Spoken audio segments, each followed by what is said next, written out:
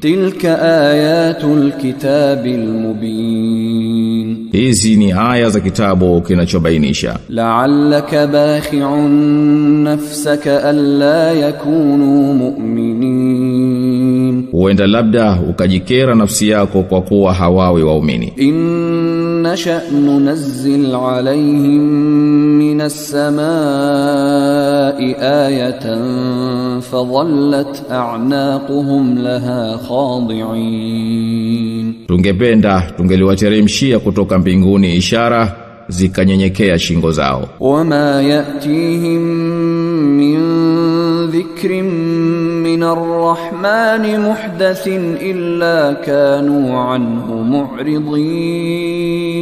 Wala hawafiki ukumbusho mpya kutoka kwa Ar-Rahman ila wao hujitenga nao. Faqad kadhabu fasayatihim anba'u